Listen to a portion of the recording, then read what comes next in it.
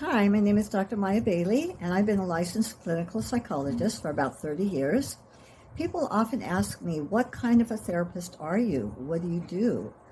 And I have to say, after doing this for 30 years and studying different approaches and different strategies, I have to say that really I'm eclectic. So that means I tailor my therapy to you. One size does not fit all. You get a tailored approach when you work with me. In addition to that, the research shows that it isn't so much the approach that the therapist uses, but what's important is the rapport between the therapist and the client. So you need to have a good energy between you and your therapist. So I would advise, if you choose therapy, to call up a therapist and see if you get that warm, friendly feeling. You should feel it in your heart.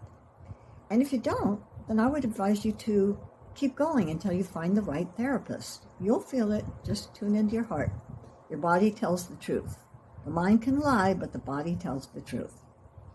Now, in addition to being eclectic, I have my own approach, which I created many years ago, called subconscious reprogramming. And what this means is that any issue that you come to me with, whether it's anxiety or depression, communication issues with your partner, low self-esteem issues, whatever it is, at the base of it are really self-limiting beliefs. And I'm going to give you examples of how this works. I had a client come to me recently who was having trouble getting going with her business. She felt anxious, she felt depressed, she just couldn't get motivated. So when we use a subconscious reprogramming approach, we dug down into what was going on deeper levels, and we found out that she had a belief since childhood that her needs came last, that everybody else's needs came before hers. So naturally, she became a people pleaser. As Oprah says, she got the disease to please and stopped her.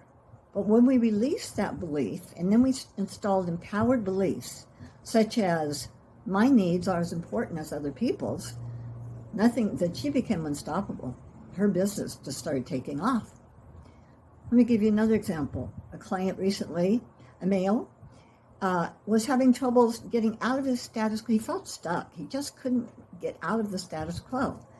And then we found out, after doing some searching, some digging into the subconscious mind, that he had been carrying an old belief that everything he did had to be perfect. Well, you naturally can assume if you have that belief, that'll stop you from doing anything. And it did stop him. What we did in the session of subconscious reprogramming was we found the belief that was getting in his way, which was, everything I do, I have to do perfectly.